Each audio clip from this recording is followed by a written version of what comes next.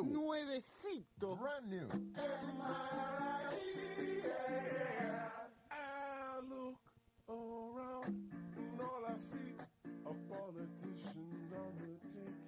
I look at me, I am the same, and it's money that will make this monkey, money that will make this monkey, money that will make this monkey dance.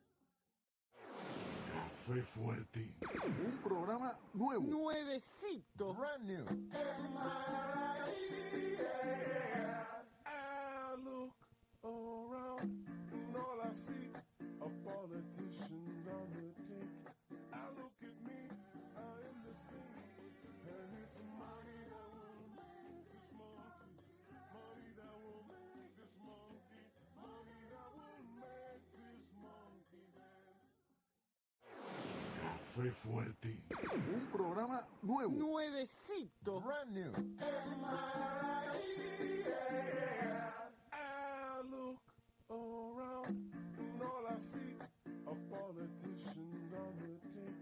I look at me, I am the same, and it's money that will make this monkey, money that will make this monkey, money that will make this monkey dance. Café Fuerte. Un programa nuevo. Nuevecito. Brand new.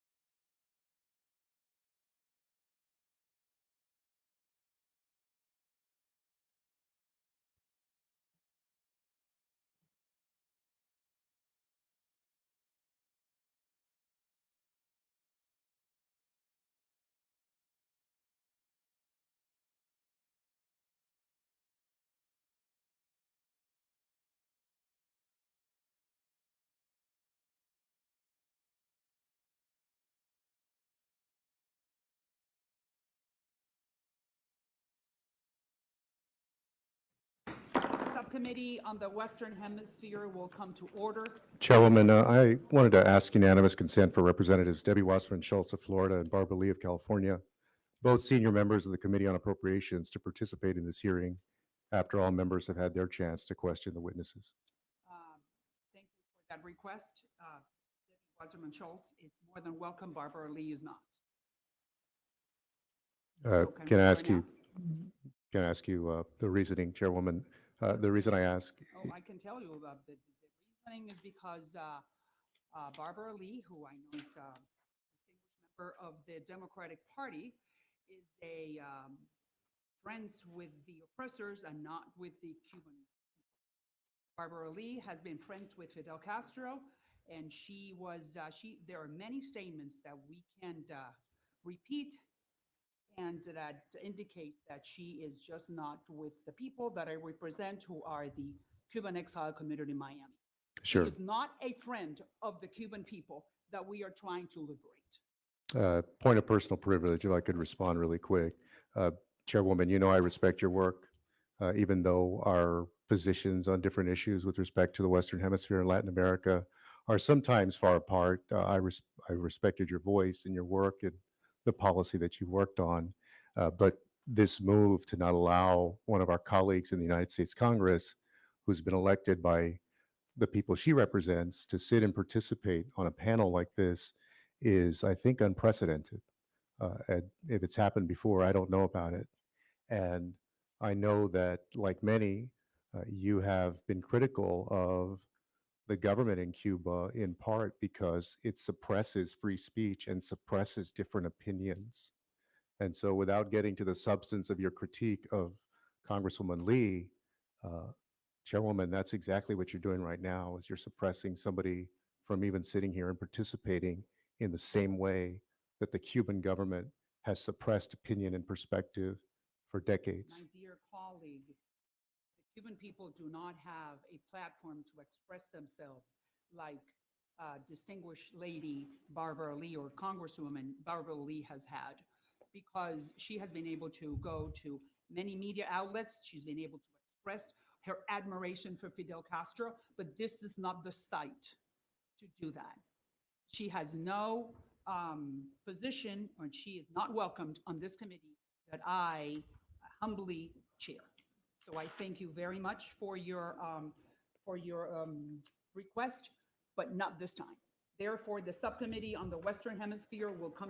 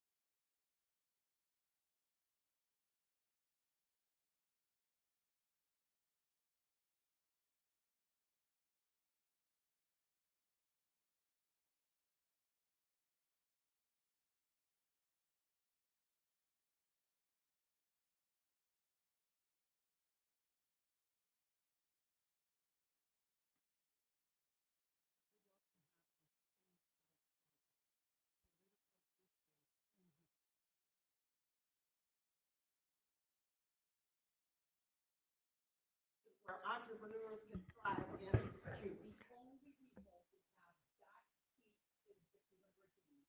They could make that happen right now. And unfortunately, you have been friends with those who are not in favor of the Cuban people. Madam Chair, I am a friend of the United States. I am a member of the United States Congress. I am a friend of the global community. I want to see normal relations between every country in the world and the people of the United States. govern in the United States, whether we agree or disagree. The only way we can ensure the values of democracy are promoted is being at the table, engaged. Castro has been the worst dictator that the hemisphere has seen since the arrival of Christopher Columbus in 1492. So Madam Chair, talk about Donald Trump. Why don't you the raise this subcommittee, we are. autocratic?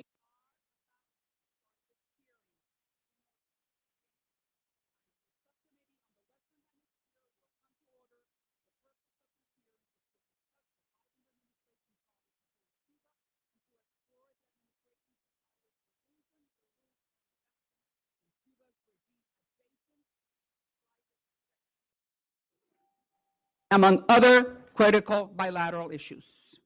I now recognize myself for an opening statement. And thank you very much to Mr. Jacobstein for coming and for Mr. Roy for being here and wanting to dedicate your time and your expertise to clarify this topic a little bit more. Do you see this poster behind me? What is it? It's a store owned by the Cuban regime. It's a store that sells Gucci's Armani products in the heart of Havana, the most expensive shopping mall in the capital called La Manzana de Gomez. I would like that every MIPYME, as the Cubans call it, which stands for small and medium-sized businesses, to look like this one and be owned by an ordinary Cuban who has nothing to do with the Castro regime. Every Cuban, not just the enchufados, to say it in Spanish, or the children of the Communist Party bosses. And why do I say that? Because so far, unless you have different type of information, based on the info that we have coming from Havana and from Cuba, those who have had an easy path to opening a business like this one are the children of the oppressors or the oppressors themselves. And I'm going to give you 3 examples. Ernesto Guevara Jr., the son of Che Guevara. Do we have to say who Che Guevara is? He owns La Poderosa Tours. Number 2, Sandro Castro, the grandson of Fidel, who owns Efe nightclub in Havana. Number 3, Vilma Rodriguez, the granddaughter of Raúl Castro, who owns Casa Vida Luxury Holidays. And 2 members of the Red Avispa, Gerardo Hernandez y René González, who happen to have spent 15 years in a federal prison close to us, are now the main promoters of this new concept, I repeat, called the MIPYMES, small business sector in Cuba, according to the Cubans. Unfortunately, this smells like a new scheme from the regime who is desperate for millions of dollars to violate the American embargo. Remember, they allowed the creation of the MIPYMES in August of 21, just 1 month after the July 11th protests. As you know, the Cuban regime is a master of disguise. And we just saw here right now a little taste of that unfortunately the gentle congresswoman really believes that the Cuban regime is in the business of feeding the Cuban population 3 times a day and giving them prosperity and freedom. I'm so sorry that I have to believe that this is another scheme, and I do want to be wrong. The Biden administration is, according to our information, going to review the new regulations regarding Cuba. The White House has not revealed all the details, although there are rumors that the Biden administration will open the American banking system to this new class of around 9,000 small entrepreneurs who compose this new class of private, independent small business owners. Private, independent small business owners. I repeat, opening the banking system to this supposed new class. There's just a couple of catches to this new initiative. Number 1, the law. The embargo says clearly that all transfers of credit, which means loans, and all payments between banking institutions between Cuba and the United States are forbidden. Number 2, the Biden administration says that the new policy is never going to benefit the regime. But how could that be possible if GAESA, which is this institution that controls All the money that flows in and out of the island is run by the military. Number three, the Russians. The Russians are the ones who handle every credit card transaction in the island. So we're talking about three: the embargo, the regime, and the Russians. But I think that at the end, what we all care to know is that the United States wants to benefit Paco, Berta, Pepito, Fefa, those Cubans who just want to liberate themselves from the joke of the regime. The American administration, I'm sure, does not want to benefit Raúl and his nietos, Miguel y sus hijos, and Ramiro and his primos. I'm going to say a small statement in Spanish. Este es un mensaje para los cubanos. Desde los Estados Unidos, nuestra intención es única y exclusivamente poder ayudar al cubano común de a pie a que pueda liberarse del yugo del régimen. Esa es nuestra intención, ya sea demócrata o republicano. Nosotros lo que queremos es ayudar al cubano común y corriente, pero desgraciadamente siempre hay una artimaña por parte del régimen castrista. Esperemos que esta no sea otra y que los Estados Unidos no ayuden no a los oprimidos, sino a los opresores. The chair now recognizes the ranking member, the gentleman from Texas, Mr. Castro, for any statements he may have. Thank you. I'm glad to discuss how the United States can support actors in Cuba who are attempting to limit the influence and power of the Cuban authoritarian regime, including the private sector, civil society, and activists. Additionally, welcome to our witnesses from the State Department. It's great to see you again, Mr. Jacobstein, and welcome, Mr. Roy. I stand with the Cuban people in their fight for a government and society that protects human rights, advances democracy, and promotes economic development. I believe that the best way to achieve these goals is through a renewed approach to our engagement with the island, an approach that recognizes that our policies over the last 60 years have not resulted in the changes we would like to see. In some cases, it has even emboldened the Cuban government and strengthened their relationship with key adversaries like China and Russia. The United States can both recognize the threat that the Cuban regime poses to regional national security while also engaging on key priorities and supporting the Cuban people's efforts to further their own democratic aspirations. When we fully take ourselves out of the equation, like what occurred under the quote-unquote maximum pressure policy of the Trump administration, we erase our ability to enact change and support meaningful efforts. And let me be clear, the Cuban government is an authoritarian regime with little respect for human rights or democracy. It ranks near the bottom of every independent measure of democracy. However, historically, we have seen more progress on these issues when we are engaging with the Cuban government, not when we're in complete isolation. Under President Obama, the United States normalized relations by rescinding Cuba's designation as a state sponsor of terrorism, lifting U.S. travel and remittance restrictions, providing U.S. banks with access to the Cuban financial system, and reopening an embassies in Havana and the Cuban embassy in Washington. President Obama made improving human rights conditions, particularly freedom of expression and assembly, key to a U.S.-Cuba relationship. As he succinctly recognized, our nation's policy towards Cuba is the, quote, last remnant of the Cold War in the Americas. And as a test for that, remember, when we think about the argument that we're dealing with a communist country and so forth, China is one of the largest trading partners of the United States. Vietnam is a strong trading partner of the United States, a country with whom we have a strong, prosperous relationship. Unfortunately, the previous administration reversed many of those reforms and implemented even more restrictive policies, including a baseless redesignation of Cuba on the state sponsor of terrorism list. I was hopeful that the Biden administration would reverse Donald Trump's disastrous policies and set us back on a path towards a normalization with Cuba. I'm grateful that the Biden administration has taken a number of important steps, including providing humanitarian parole and family reunification programs, easing restrictions on remittances, lifting travel restrictions, reopening the Havana embassy and visa and consular services, and renewing funding for Cuban democracy programs.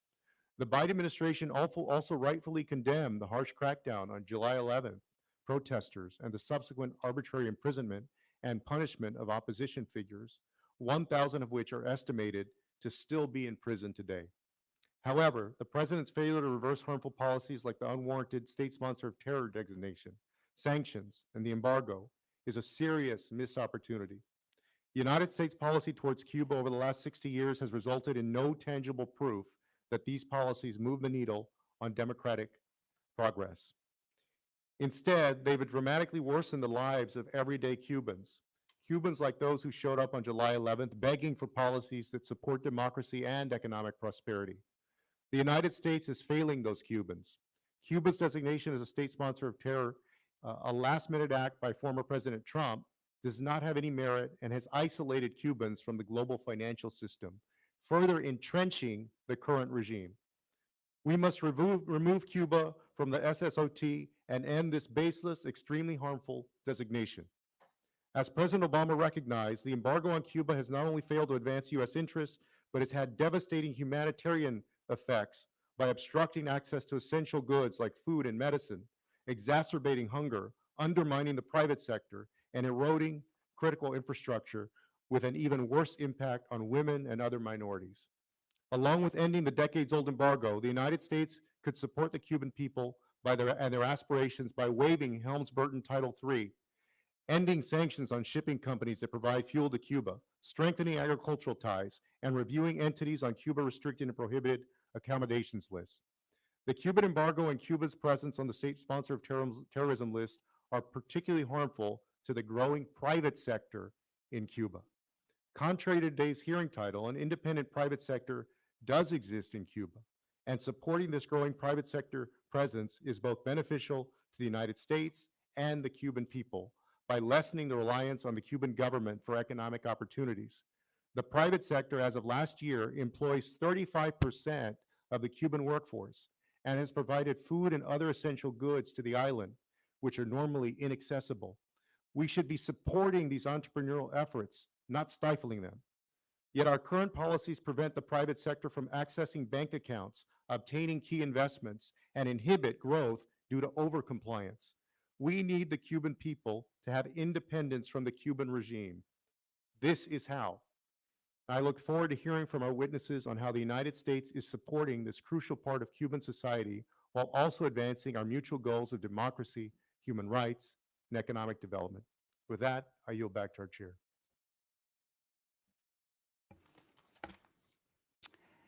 Thank you, Mr. Castro. And now the members of the committee are reminded that opening statements may be submitted for the record. And today we have a panel of witnesses from the State Department who work closely with the issues surrounding the bilateral relationship between the United States and Cuba. Mr. Eric Jacobstein is the Deputy Assistant Secretary for the Bureau of Western Hemisphere Affairs and the United States Department of State. And Mr. Enrique Roig is the Deputy Assistant Secretary for the Bureau of Democracy, Human Rights, and Labor at the Department of State. And thank you for being here today once again. For your full statements will be made part of the record, and I will ask each of you to keep your spoken remarks to around 5 minutes in order to allow time for member questions. I now recognize Mr. Jacobstein for his opening statement. Welcome, sir. Thank you. Chairwoman Salazar, Ranking Member Castro, members of the subcommittee, I appreciate the opportunity to discuss the Biden-Harris administration's support for the Cuban people, including through encouraging the growth of the independent private sector.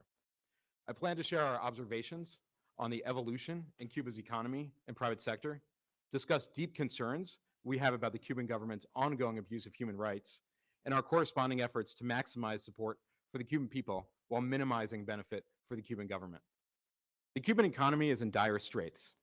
Amid recurring shortages of fuel, electricity, and increasingly even food, it is clear that the communist experiment in Cuba has failed, and the government is not able to provide for its citizens' most basic needs.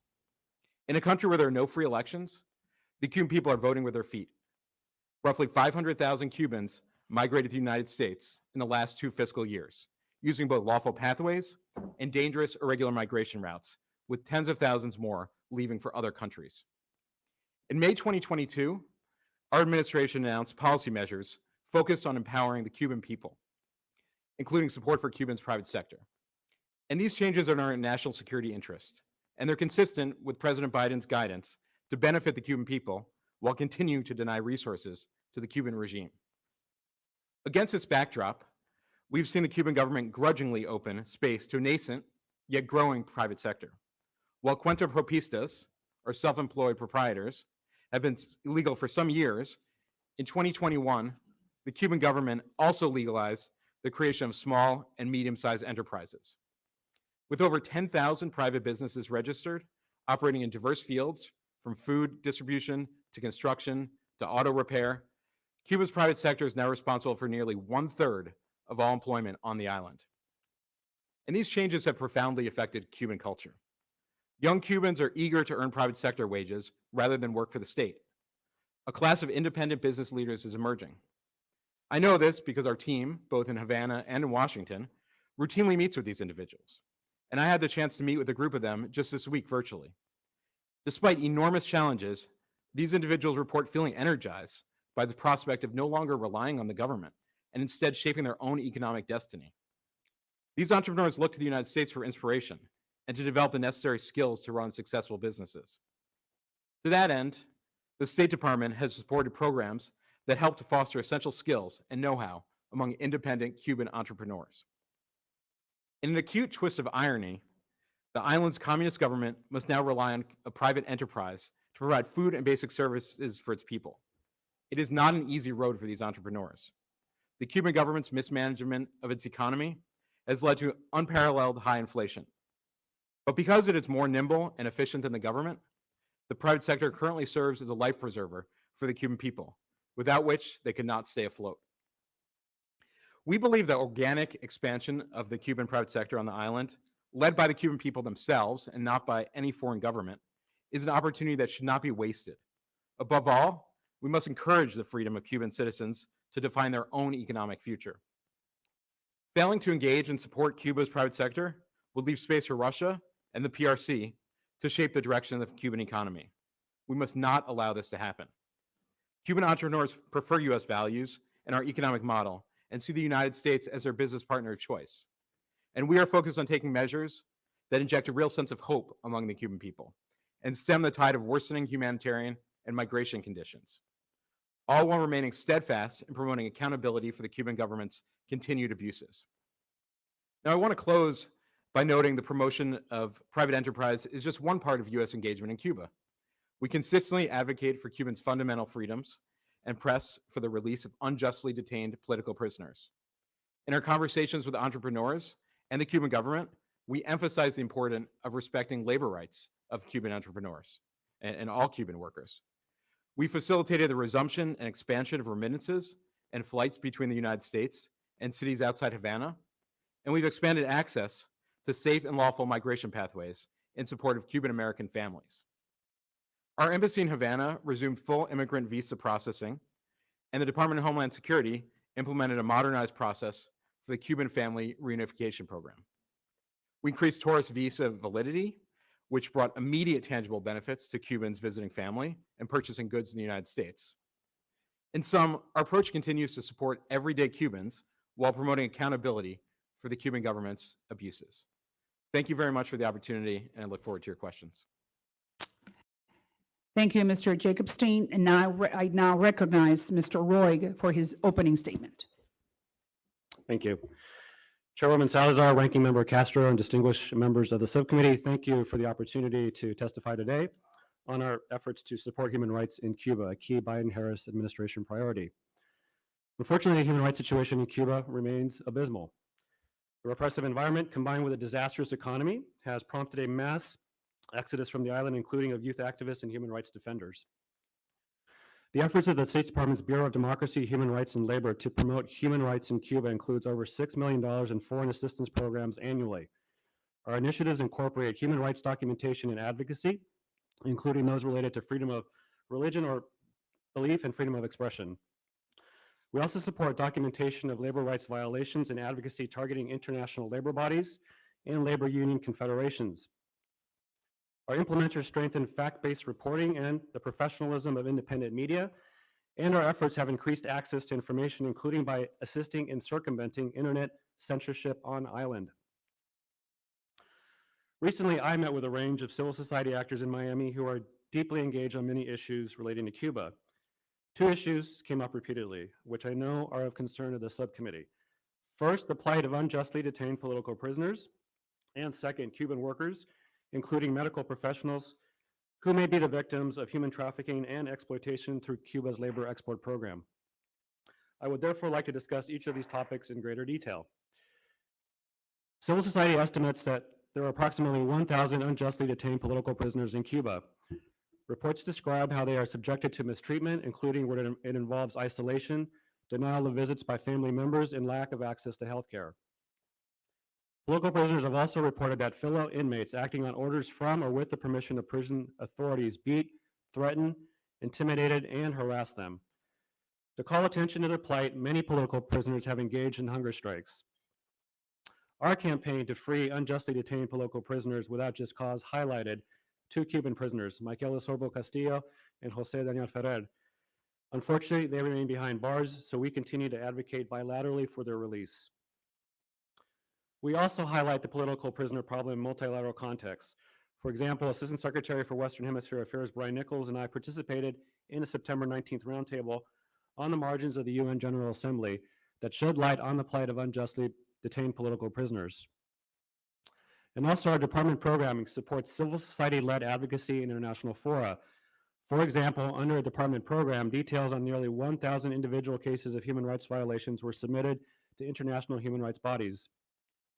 Programs support groups to engage with the UN Committee for the Elimination of All Forms of Discrimination Against Women, the UN Working Group on Arbitrary Detentions, and the Special Rapporteur on Torture and other cruel, inhumane, or degrading treatment or punishment, among others. The department also supported organizations who drafted and submitted shadow reports to the United Nations Human Rights Council for the 2023 Cuba Universal Periodic Review. The reports covered political prisoners, politically and religiously motivated repression, torture, gender-based violence, sedition cases, and labor rights.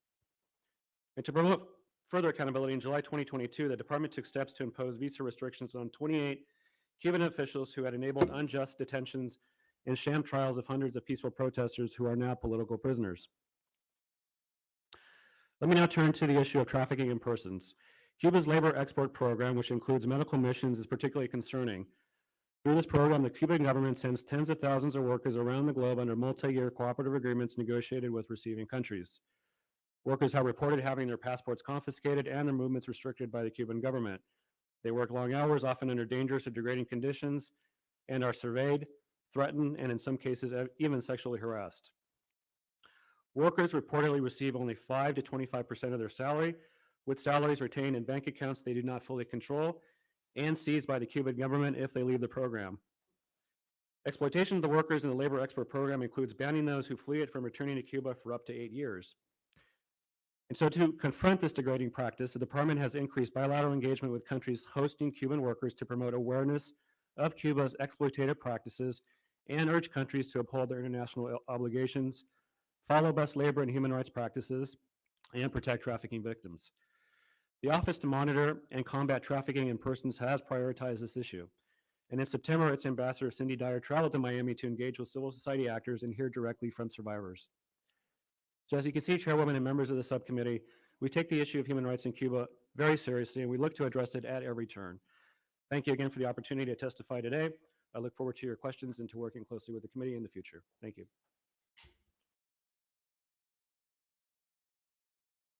Thank you, Mr. Roig.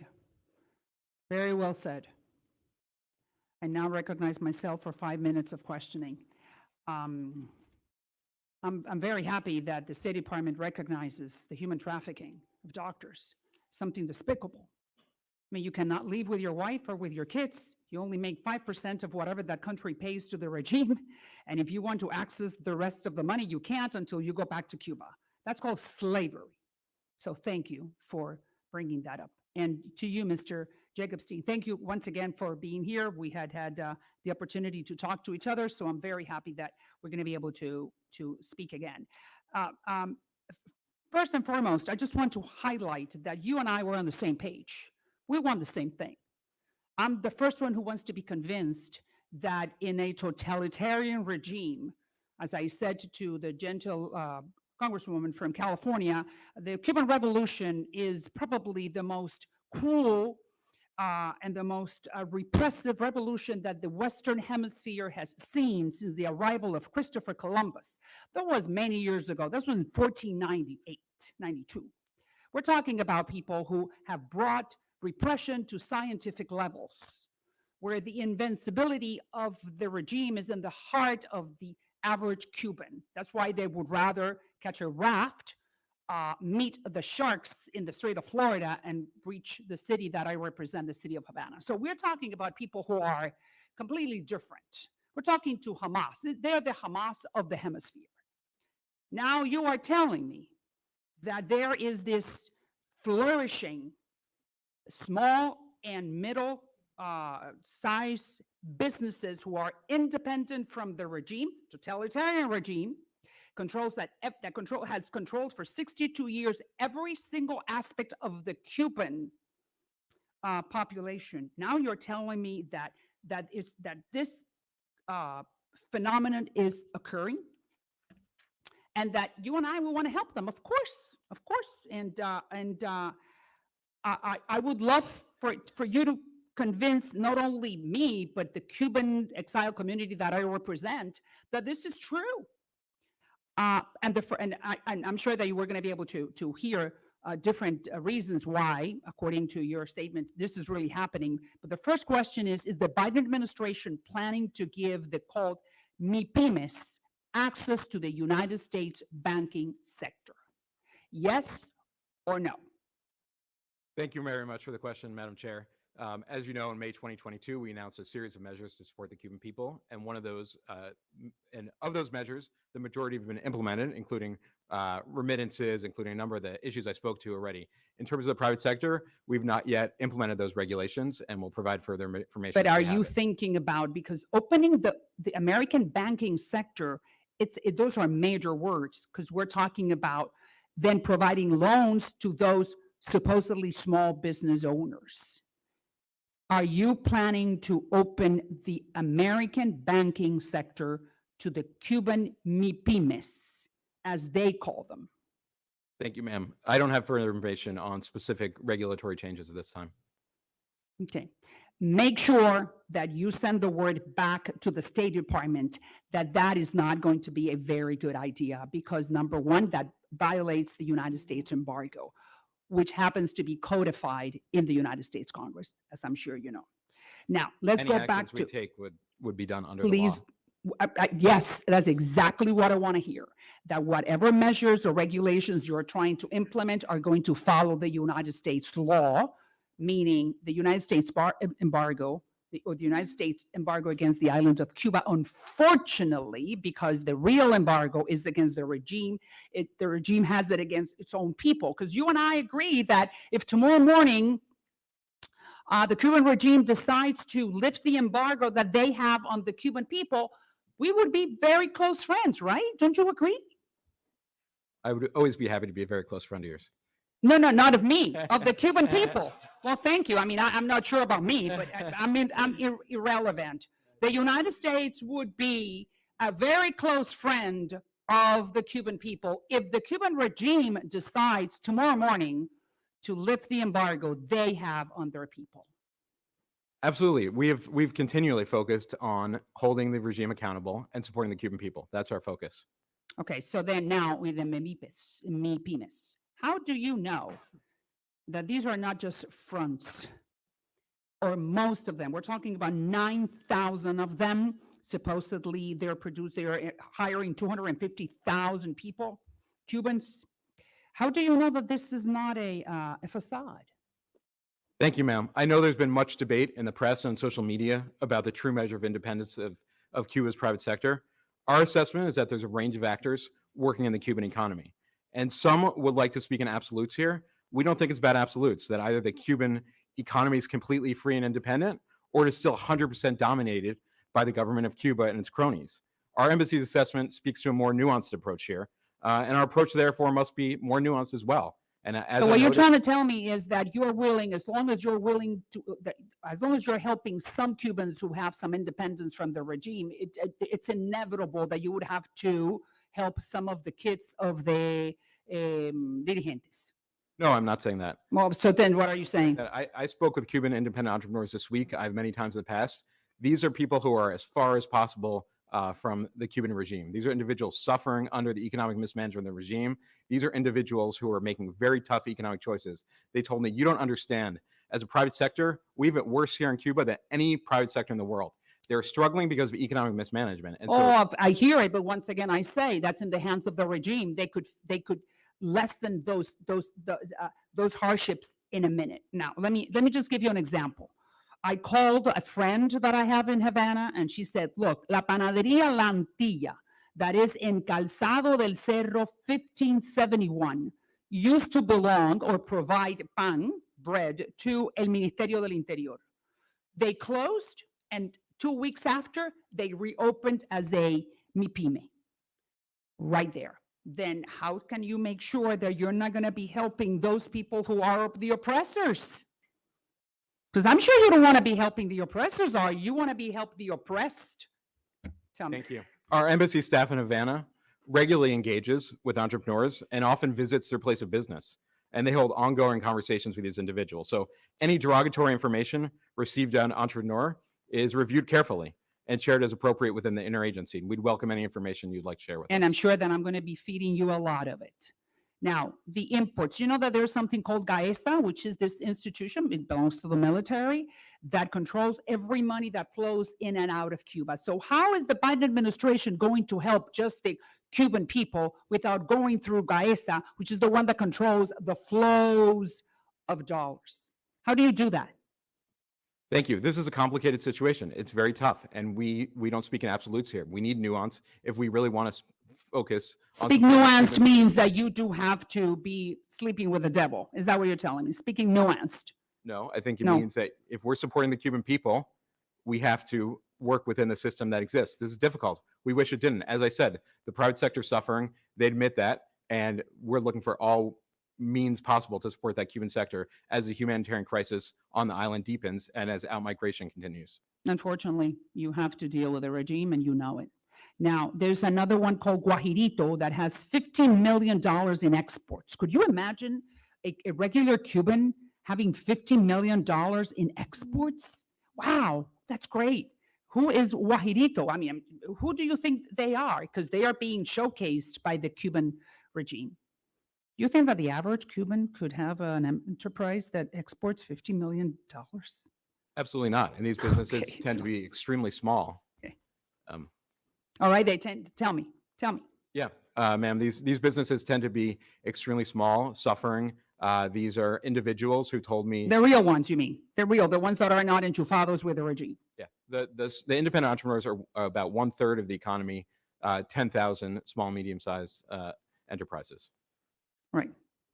I will just ask you one more question, and then I will recognize my fellow members of the subcommittee. On November 20th of 2023, the United States Embassy in Havana hosted a concert for hip-hop artist who happens to be a convicted felon called Big Fredia. And on June, you showed a movie, Changing the Game, which is about biological men competing in women's sports. What does that have to do with advancing the freedom in Cuba? So the U.S. Embassy in Havana, through our public diplomacy section, we engage in a wide range of activities to advance U.S. foreign policy goals in Cuba, including respect for human rights. So events that focus on the human rights of individuals belong to often marginalized communities, as Big Fredia, a member of the African-American community, LGBT community, such as the program with her, help us to engage wider and younger audiences. And during her visit, Big Fredia drew on the popularity of her music and performances to engage in a wide range of discussions with the LGBTQ+ population, with the Afro-Cuban population, and shared history on the importance of I Black think, cultural influence in Mr. music. Jacobstein, I believe that maybe the Cubans, the average Cuban who loves and adores the United States would like to be receiving something different, maybe something a little bit more edifying, more gratifying from the United States Embassy. I'm not saying that these are not important topics, but for the average Cuban who's suffering exactly what you guys just told me is just, maybe we should send word to the embassy that maybe the Cubans would want to see something else coming from the United States. Now I yield back. Thank you, Chairwoman. Well, I want to say I support the proposed reforms, and I hope that they ultimately get implemented. I think it would represent progress. I think we probably all agree that we want to see Cuba change. The question is, how does that happen? Does it happen with the same isolationist, arm's length policy that we've pursued for the last 60 years that has made Cuba weaker, poorer, that has thrown it into the arms of Russia and China? Or does it help through engagement? Now, the private sector in Cuba is made up not just, there may be some folks who are fronts for the government, but it's my understanding that a lot of these folks are regular Cubans. Is that correct? Absolutely, yes. Can you tell us how the private sector is benefiting the Cuban people? Not the government, but the Cuban people. Yeah, absolutely. Thank you for that question. And I had a good opportunity to speak with a number of these individuals just this week. And these are cafe and restaurant owners, event producers, individuals who are having a really hard time importing goods.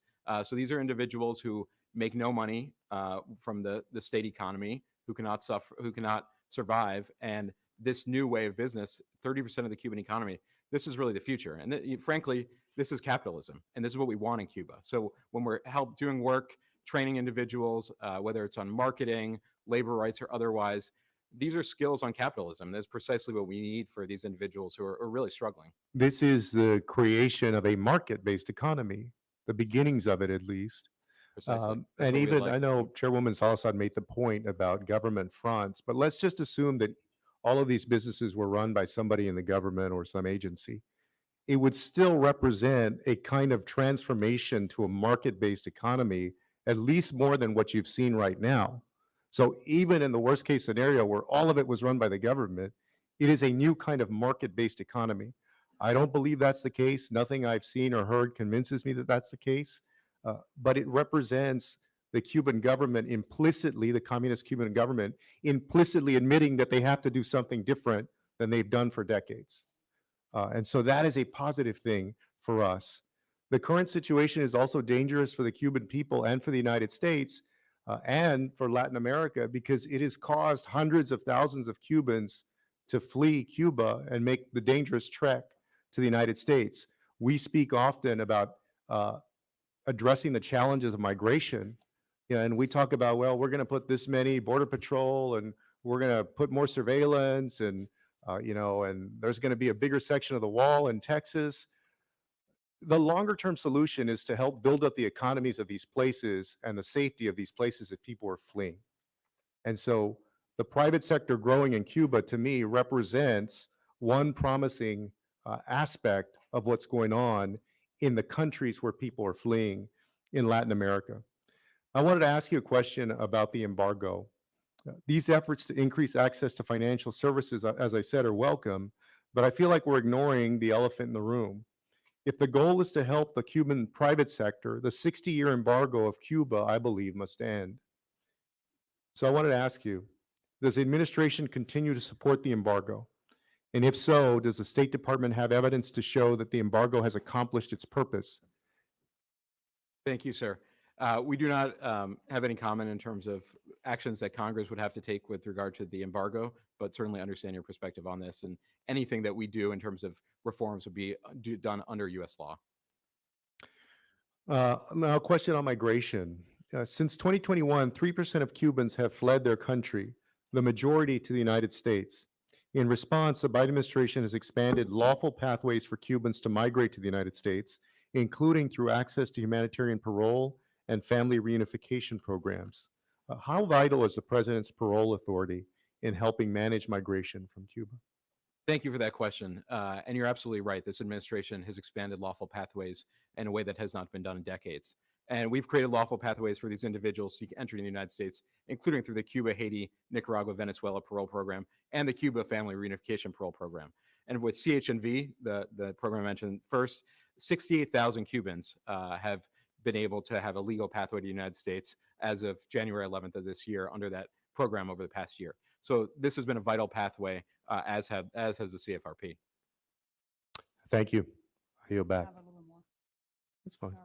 All I know, I want the other members to be able to. All right, ask and a now I yield and I recognize Mr. Green from the state of Tennessee. Thank you, Madam Chair, and I want to thank our witnesses for appearing here today. When I see patients as a physician, it's my first duty to make the proper diagnosis.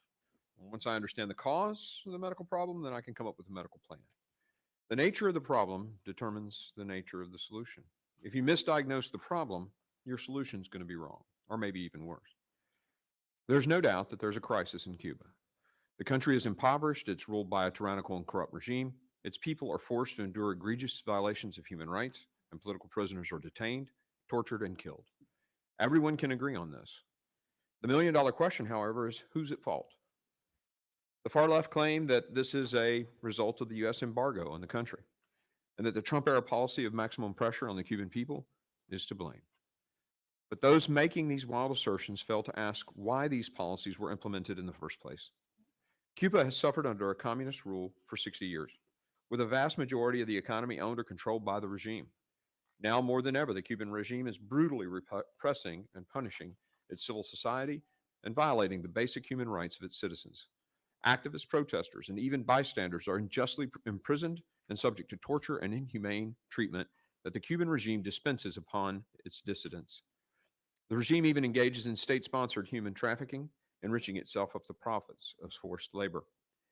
Cuba is not impoverished because the United States refuses to do business with them. Russia, China, Venezuela, and several other less than reputable countries happily conduct business with the Cuban regime. Rather, the country is impoverished because the regime, at every turn, enriches itself at the people's expense, and they viciously beat down anyone who questions their policies.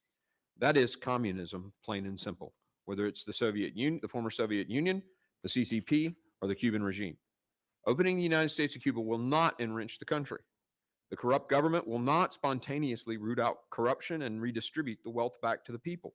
It will not release the thousands of political prisoners it is locked up, and it will certainly not embrace the free market principles required to do business with the United States. The Cuban military is embedded in nearly every single business, so the concept of a private sector is virtually non-existent in the country. The only outcome to the Biden administration easing pressure off the country is that the brutal Cuban regime will further gorge itself on the profits provided by American businesses, and we will be complicit. The Cuban government, through its military, is metastasizing throughout Latin America. Anything that puts another dollar into the hands of the Cuban government will increase the export of that authoritarianism. Venezuela, Colombia, Bolivia, et cetera, et cetera. Doing so, putting money into the hands of this authoritarian regime, is almost as stupid as easing sanctions on Iran or trading $6 billion for 5 hostages. Now is not the time for us to ease up. Now is the time for the United States to hold strong in its steadfast commitment to ensure that the Western Hemisphere is truly free and prosperous. This administration's ceaseless flirting with opening ties to Cuba will remove the only chance that the Cuban citizens have for freedom. It is no small thing for the Cuban regime to endure an embargo from the United States, even with China and Russia as economic partners. If we remove the only leverage that we have to push for reform, then the Cuban regime will have no reason to treat its people with dignity and respect. Thank you, Madam Chairwoman, and I yield. Thank you, Congressman Green. Now I recognize Congressman Mr. Moskowitz from the state of Florida. Thank you, Madam Chairwoman. I share many similarities with the positions that the Chairwoman has stated today and in the past. And I do think whilst all the situations are obviously different, I do think there are similarities in Iran and North Korea and Cuba and what's happening in Gaza. Yes, in all of those situations, we support the Cuban people, we support the Iranian people, we support the people of North Korea. We support people who are oppressed everywhere. But the United States has to have policies against those regimes. Of course, you know, when you have opportunities to try to pivot and make progress, we should take advantage of those in all instances. But I'm not convinced that the Cuban regime has afforded those opportunities. I just don't think we're there. And so, look, we got to do everything we can to lessen humanitarian crisis in Cuba, just like we have to try to lessen the humanitarian crisis in Gaza. But that doesn't mean that we should change our policies with the dictators and the totalitarian regimes that control these areas. And so, you know, I agree with a lot of my colleagues across the aisle here on their policies, but I would remind them to talk to their colleagues that don't necessarily serve on foreign affairs, but to talk to their Republican colleagues that are in the House and don't want to help give Ukraine money.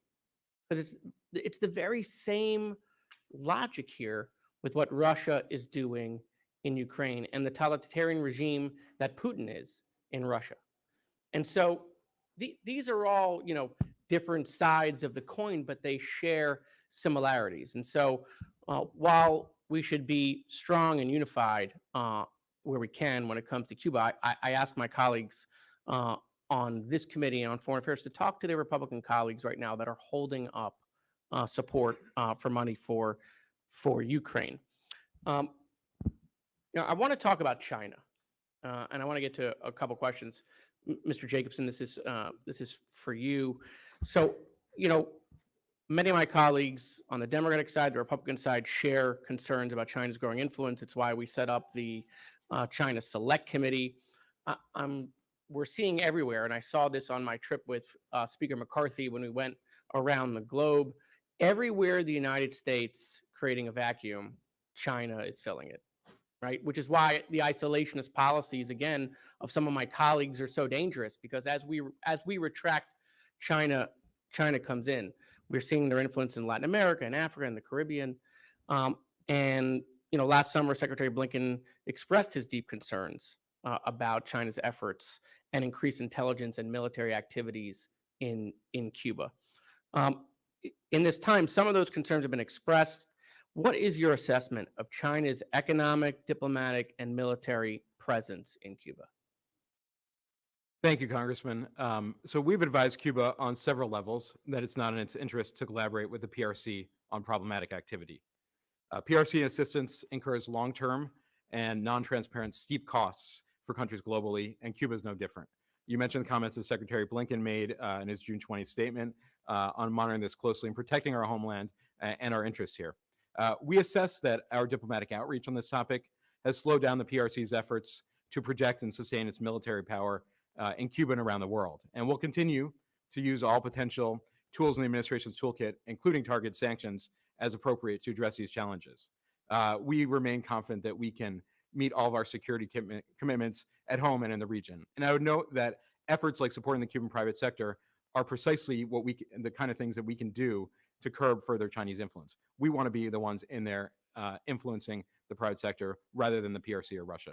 In your opinion, how, or if at all, has U.S. adversaries, in addition to China, sought to take advantage of Cuba's economic situation to pursue maybe their own strategic priorities? We see China doing that, if you want to elaborate, obviously, but who else in addition? Russia, obviously. Yeah, I think, thank you for that. Russia's obviously another key example, and we remain concerned about Russia's activities in Cuba, and we continue to take steps to counter it.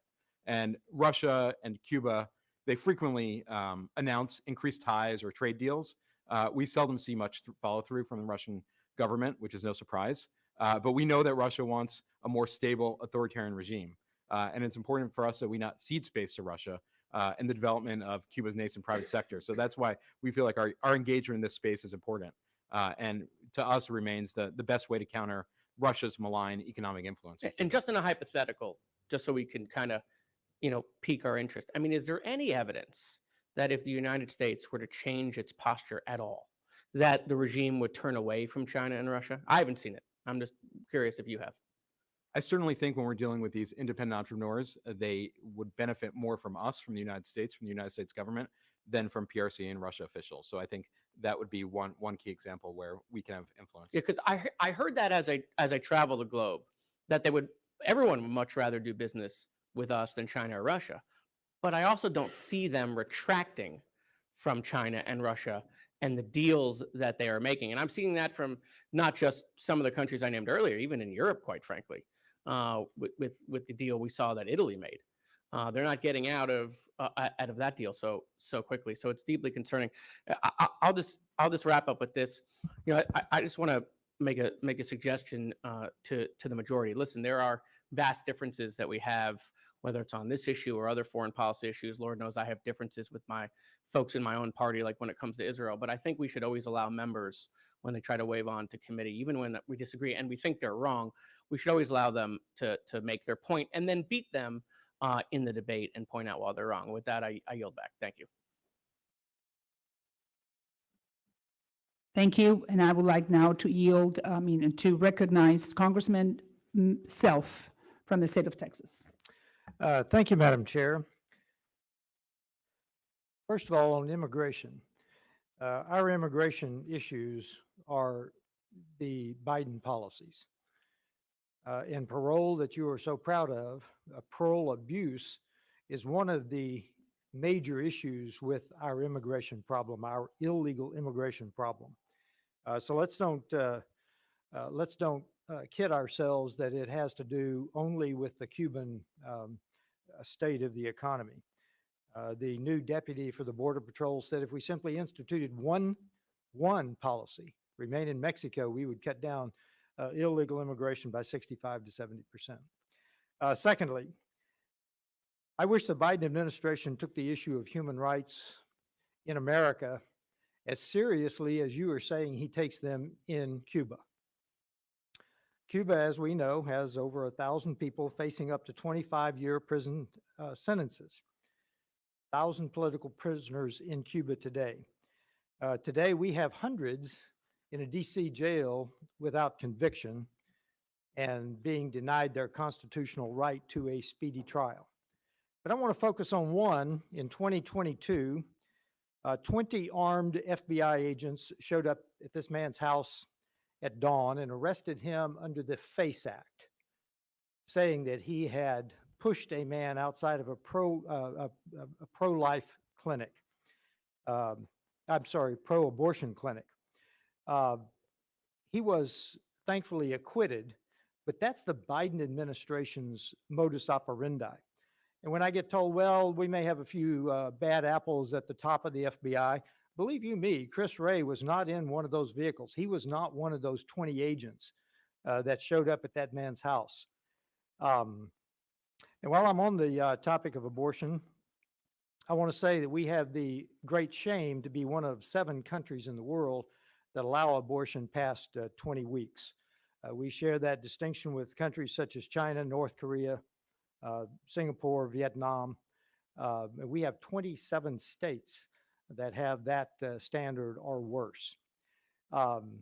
So I don't find your testimony very credible, but I hope that you would find credible The Economist, which I understand that you appreciate. As little as 2 weeks ago, The Economist, not exactly a rag, has said that Cuba's economy is in its worst state since the collapse of the Soviet Union in the 1990s. Why would this not be the time to force regime change? I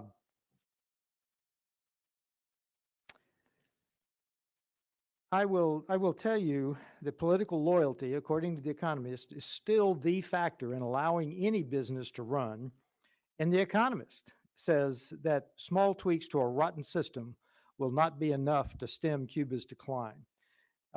We've said in enough hearings with the State Department here in the Foreign Affairs Committee to know that soft power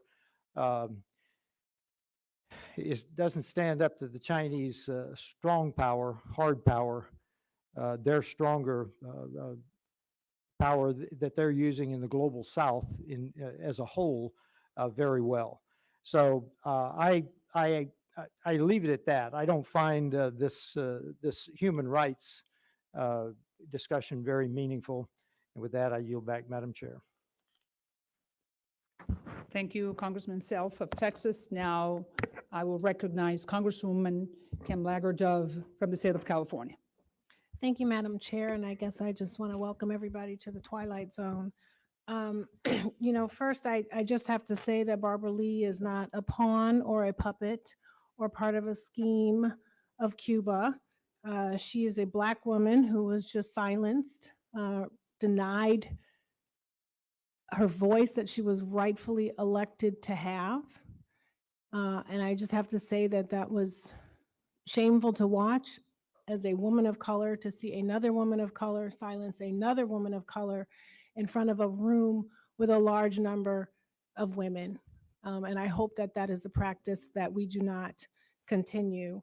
I'd also just like to say that I don't understand the arguments that suggest you can economically repress a country and expect them to do something other than the few options that are available to them. If Russia is handling all of Cuba's financial transactions, well then, you know what? By not engaging with them in a substantive, real, thoughtful way, we are in fact helping Russia to try to defeat Ukraine, especially when we are not supporting Ukraine, and we are contributing to the sanctions, and we are not taking Cuba off of SSOT. So it would be great if we could not talk in circularity and just have real honest discussions, understanding when we compartmentalize and when we don't, because the reality is we have allies with countries all over the globe where we do not agree with every single action, behavior, or policy that they take. So to then practice purity with Cuba boggles my mind.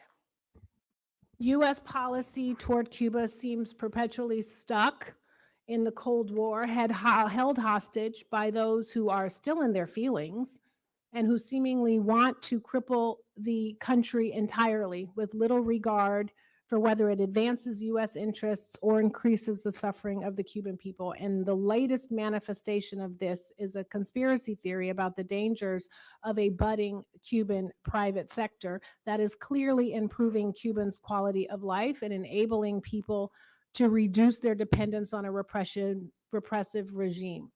One I have seen, because I've been to Cuba and I have visited the small businesses and I have talked to folks in the private sector who want more of it because it keeps them from having to be solely reliant on a government that cannot provide all of the needs it has declared itself to be able to do. It is counterproductive. And I'm also disappointed in the Biden administration's inaction when it comes to reversing or meaningfully modifying 60 years of ineffective and counterproductive policy. Cuba is not a panacea. No place is.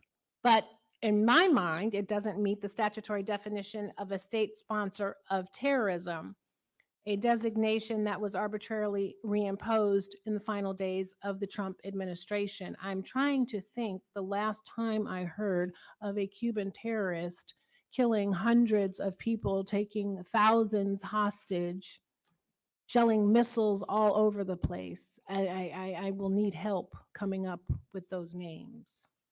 So Assistant Secretary Jacobstein, since you've been talking so much here in front of us, what is the administration's justification for Cuba's SSOT designation? Thank you, Congresswoman. U.S. law establishes specific statutory criteria for rescinding a state-sponsor terrorism designation. Any future review of Cuba's status, should one occur, would be based on the law and criteria established by Congress. Yeah, so why are they still on the list? So we note that the state-sponsor terrorism designation remains a specific tool to address governments of countries that repeatedly provide support for acts of international terrorism. Other tools exist to address non-terrorism concerns related to Cuba. But at any I know future, you're in a pickle. I know you're in a pickle. I'm in a pickle here, sitting here. Do you think that Cuba poses a threat similar to Iran, North Korea, or Syria? I would just note again that any future review of Cuba's status, should one happen, would be based on the law and criteria established by Congress. So if they were taken off the list, would you say that there are other tools available to hold the Cuban regime accountable? There Or- absolutely are other tools to hold Okay. the Cuban regime accountable. Yes, and do we try to use those? Yes, I mean, Cuba is one of the most sanctioned countries in the world, so there's plenty of tools and also additional sanctions such as the global Magnitsky sanctions that my colleague, Deputy Assistant Secretary Roy, spoke to following the July 11, 2021 protests. You're lucky my time is up. With that, I yield back. Thank you, Congresswoman. Now I recognize Mr. Stanton from the state of Arizona. Thank you very much, Madam Chair. As a matter of professional courtesy to our colleague, Representative Barbara Lee, who was not able to wave onto this committee, I wanted to take this opportunity to read the statement for the record that she would have made if she had been here to appear and present the information that she wanted to present to this committee. So this is a statement for the record by the Honorable Barbara Lee of California. I want to thank my friend, Ranking Member Joaquin Castro, for inviting me to participate in this hearing. I'm outraged that Chair Salazar has taken the unprecedented step of objecting to me participating in this discussion. I've been working on United States policy towards Cuba for 4 decades since I was a staffer for the late, great Ron Dellums, and I believe I have something valuable to contribute to this conversation. One thing that I hope we can all agree on here is that the United States should support the efforts of the Cuban people to build a peaceful and prosperous society, one that can meet the hopes and needs of the Cuban people. We see the Cuban people organizing in the political space, the cultural space, and even the economic space. The Cuban people want to build a freer society, but the United States policy is based on the idea that if we punish them just a little more, we will make them succeed. We see the failure of this upside down policy everywhere. More Cubans are fleeing the island than ever before, adding to the humanitarian crisis. Do we really want to exacerbate a situation where life in Cuba is so unbearable that people will risk their lives to leave? Do we want the best and brightest, the Cubans most likely to inspire change in Cuba, to flee? In Cuba today, we see a flowering of entrepreneurship unlike any we've seen before. Cuban government officials themselves are nervous about this independent economic activity, and so far, the response of too many people in Washington has been to try to make those entrepreneurs' lives harder. Does that make any sense? After 6 decades of failure, it is long past time for the United States to try something different. The Obama administration's effort to engage Cuba offered real hope that the Cuban people might have the chance to finally determine their own destiny, free from the meddling of either the United States or Cuban governments, while politicians in Washington and Havana continue their petty squabbles. It is the Cuban people who are paying the price. I hope this hearing can be the start of us all working together to create a smarter, more humane U.S. policy towards Cuba. That's a statement of our colleague and friend, Representative Barbara Lee. Now, on my own behalf, I want to say thank you to Madam Chair and Ranking Member Castro for holding this hearing today. Thank you to our witnesses for being here. And I want to say something about my friend, the former Senator of Arizona, Jeff Flake. Arizona's esteemed former Senator Jeff Flake was an outspoken advocate for normalizing relations with Cuba. During his time in Congress, he was among the American officials to finally bring American Alan Gross home after 5 long years in a Cuban prison. He worked across the aisle and with the Obama administration to restore diplomatic relations with Cuba after half a century. And he founded the bipartisan Cuba Working Group to push for fewer punitive economic restrictions, which are scapegoated by the Cuban government to cover its own failures. Senator Flake believed it's long past time we moved on from the conflicts of the past, that doing so not only furthered our shared goal of a free and democratic Cuba, it serves American interests. And he emphasized, quote, "These aren't just sanctions on Cubans, they are sanctions on Americans." And that's why we are here today. Record numbers of migrants from all over the world have been apprehended along the border in my home state of Arizona, including an unprecedented number of Cubans. Not only are Cuban migrants making the dangerous 90-mile trip to the U.S. by sea, many are now making an even longer journey through Latin America to the U.S.-Mexico border, driven by fears of persecution and economic desperation. In fact, since 2022, 4% of Cuba's population has migrated to the U.S.-Mexico border. Deputy Assistant Secretary Jacobstein, the Biden administration has expanded lawful pathways for Cubans to migrate to the United States, including through humanitarian patrol and family unification programs. We've also started bilateral talks on migration. How has this engagement resulted in better U.S.-Cuba cooperation on undocumented migration? Thank you, Congressman. We have indeed worked to expand access to safe and lawful immigration pathways. In January 2023, as I noted, we announced the CHNV program, which has expanded opportunities for Cubans, and it was essential to include Cubans, many of whom are fleeing the humanitarian crisis, and so those individuals can lawfully come to the United States. The U.S. Embassy in Havana also resumed full immigrant visa processing in January of 2023, and the Department of Homeland Security resumed processing cases under the Cuban Family Reunification Program in Havana in August 2022, and implemented a modernized program in August 2023. So all of this is critical. I led the delegation, the U.S. delegation, the migration talks in Havana in November, which is important. This is an island that's 90 miles away from us. We need to be in continual contact on issues that are in our interest, and managing migration is in our national security interest. Thank you very much for that answer. I hope that when the Democrats are in majority, we hope next year, that a policy about offering the opportunity for members outside the committee to appear before the committees will be granted uniformly. I think it's just a professional courtesy for our colleagues. I did want to offer you or request unanimous consent that Representative Barbara Lee's written comments be submitted for the record. Thank you, Mr. Stanton of the state of Arizona. We have few more minutes before votes are called. So to your chagrin, I will ask a few more questions, and then I'm going to give the same amount of time to the ranking member, Mr. Castro. So, you know, there is Mr. Jacobstein. The least thing that the Cuban regime wants is for Democrats and Republicans to work together to help the average Cuban person. So that's why, as I told you from the beginning of this hearing, that we are on the same page. We do want to help with that average, insignificant Cuban that has no ties to the regime to have something like the board that I just presented. So I just want to make that really clear. You and I were on the same page. So my question to you is this: how can we help you? How can we help this administration to really help those small business owners in Cuba? I repeat, that have no contact or connections with the regime, in order to open up a good store if they want to, or to have their own privately owned business. What can we do together? Thank you very much for that question. I would encourage you the next time that some of these private entrepreneurs come to Washington, come to Miami, to meet with some of these individuals, to talk to them, to hear about their experience and ways that we can support them. And we will do that. But then what about if I can feed you 50 names of 50 people who are trying to have a small business, but they either have not been able to bribe the government official that needs to give them the license, or that they have a lot of impediments and hurdles to get to what the Guajiritos or the other La Antilla, which is the other bread station that I just mentioned.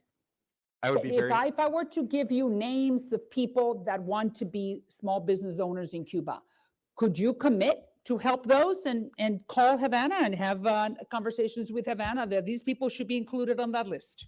I'd be Could very we happy. do that? I'd be very happy to review any information you provide to us. No, not just reading.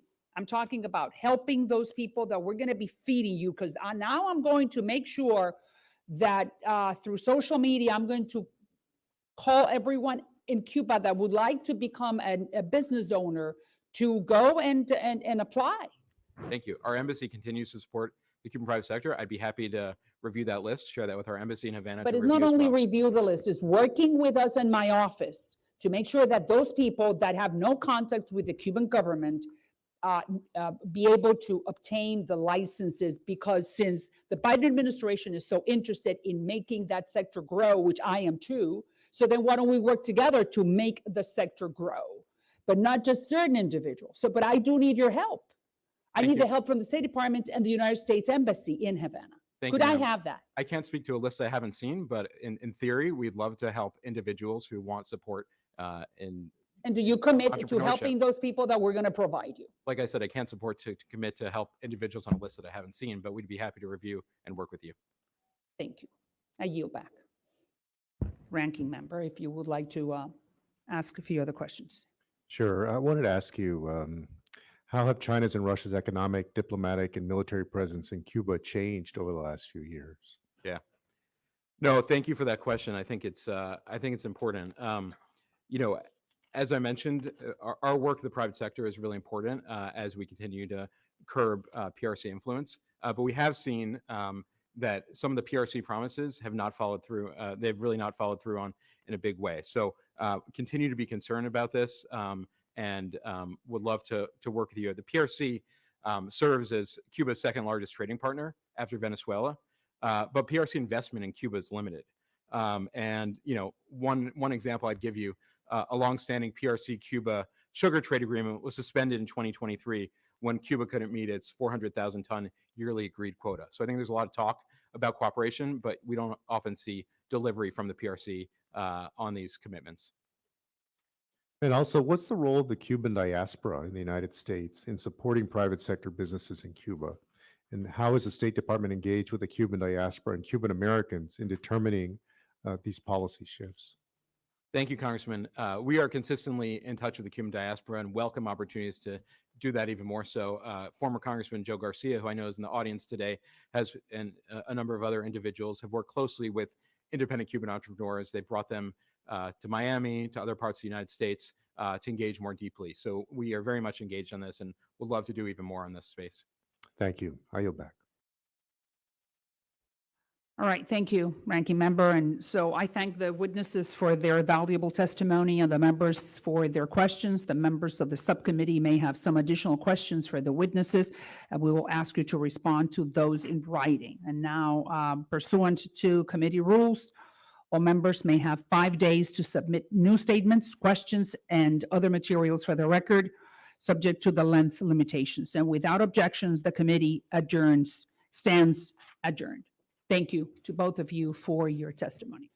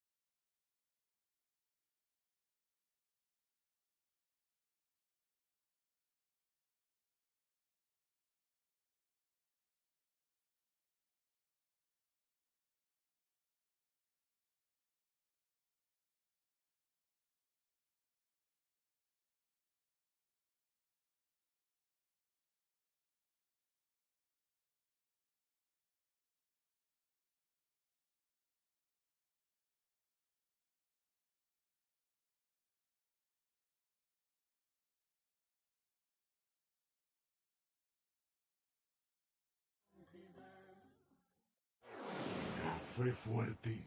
Un programa nuevo. Nuevecito. Brand new. I look around and all I see. Buenas tardes a todos las personas que se han conectado con esta transmisión informal, porque fue una transmisión de última hora, no es los programas que estamos habituados de inmigración acá en Café Fuerte, pero bueno, estamos por acá a raíz de la audiencia que acaba de terminar en el comité, en el subcomité del hemisferio occidental, el Comité de Relaciones Exteriores de la Cámara de Representantes. Y sería bueno apuntar varios asuntos porque la audiencia estuvo focalizada en el tema de los empresarios privados en Cuba, las MIPYMES, las llamadas MIPYMES, que en estos momentos registran unas 100.000 personas. Así que yo creo que es absolutamente legítimo discutir estos aspectos en el Congreso, teniendo en cuenta que no vamos a ocultar, que hay una polémica en torno a todos estos asuntos de cómo se establecen las MIPYMES, quiénes son los que tienen derechos en Cuba para establecer las MIPYMES, a quiénes van las ganancias de las MIPYMES, cómo se niegan algunos licencias para los empresarios privados, en un momento en que evidentemente el sector privado cubano, el emergente sector privado cubano, está en fuego cruzado, tanto por parte del exilio cubano, de sectores del exilio cubano, como también por parte de las restricciones que el gobierno les está imponiendo a algunos de ellos. Ahí ustedes saben que a partir de este enero se quitaron las exenciones para ciertas importaciones y se les impuso un impuesto del 10% sobre los servicios. Así que bueno, yo creo que mirando la audiencia, quería comentar esto con Joe García, que estuvo, el congresista Joe García, que estuvo presente en la audiencia y que es uno de los principales promotores de la idea de la iniciativa privada dentro de Cuba, fue incluso quien estuvo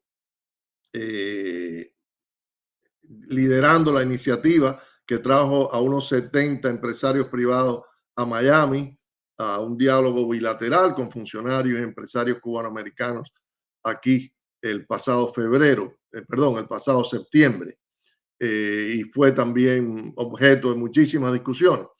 Yo creo que la audiencia de hoy nos ha revelado, nos ha puesto en perspectiva el fenómeno de que evidentemente hay personas que es de la élite gubernamental o cercanas a la élite gubernamental cubana que están de alguna manera metidos en el negocio de las MIPYMES. Yo creo que eso no lo negaría absolutamente nadie. Ahí está el problema. ¿Cómo? Y eso creo que quedó establecido por la congresista María Elvira Salazar, cómo regular justamente el apoyo de Estados Unidos sin que eso termine beneficiando a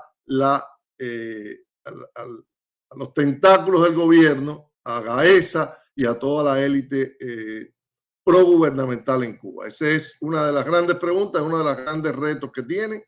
Estados Unidos no ha aprobado todavía las regulaciones para inversión privada de las MIPYMES en Cuba, porque ha sido muy limitada estas regulaciones. El funcionario de Estados Unidos, que es un subsecretario adjunto, Eric, ahora justamente recuerdo el nombre, Eric Jacobstein, se refirió justamente a eso. Y también se discutió el tema de cómo tiene que ir parejo el asunto del respeto de los derechos humanos a la promoción de cualquier tipo de otra iniciativa o de beneficio para el diálogo o la relación con Cuba. Así que yo creo que ese es uno de los puntos más álgidos de esta discusión, que desde la perspectiva mía yo creo que de alguna manera la apertura hacia el sector privado, que es una tabla de salvación también para el gobierno cubano en un momento de crisis extrema y de desabastecimiento total de suministros, alimentos, medicinas de todo tipo, pero también yo creo que le da una oportunidad a alguna gente para sobrevivir, impulsar, buscar una autonomía económica y al mismo tiempo brindar servicios a la población cubana. Este es un tema, yo creo que me parece bien que ha ido al Congreso, que haya ido al Congreso. Mi única cuestionamiento también, que ha sido también que afloró en algunos comentarios de personas que han promovido esto desde Estados Unidos, ha sido que debieron estar presentes en esta audiencia representantes de las MIPYMES en Cuba, asesores legales, quizás abogados que estén vinculados a esta actividad o que tengan conocimiento también de todas las regulaciones del Departamento del Tesoro, y quizás empresarios, gerentes de empresas de la Florida que estuvieran vinculados con las empresas cubanas. Este es mi punto. Yo creo que hubiera sido mucho más completa la audiencia. Un último punto que, bueno, la audiencia tuvo discusiones interesantes, fue el tema de que volvió a salir el tema de Cuba como país patrocinador del terrorismo, y creo que quedó claro que en estos momentos no hay una posibilidad cercana de que se revise. Estamos en año electoral y el funcionario del Departamento de Estado fue bastante explícito, que o sea, el Congreso mantiene a Cuba en el listado de países patrocinadores del terrorismo. No hay, yo creo, ninguna salida en tiempo inmediato para que haya una revaloración de ese caso. Hubo también otras discusiones en términos de congresistas, de una congresista específicamente que impulsó la salida de Cuba de la lista de países terroristas, y tuvo una conversación aguda con el funcionario del Departamento de Estado. Bueno, yo un poco hice el cierre de esta audiencia, de que debió quizás hacer Joe, que nos había prometido estar por acá, pero parece que está complicado después de la audiencia. Él es una persona clave ahí importante en todo lo que se está promoviendo desde Estados Unidos con las MIPYMES. Entiendo que esté complicado. Evidentemente puede ser que nos dé podamos conversar con él en un futuro cercano durante el día de hoy o quizás en otro momento mañana, y por supuesto se los transmitiremos por aquí.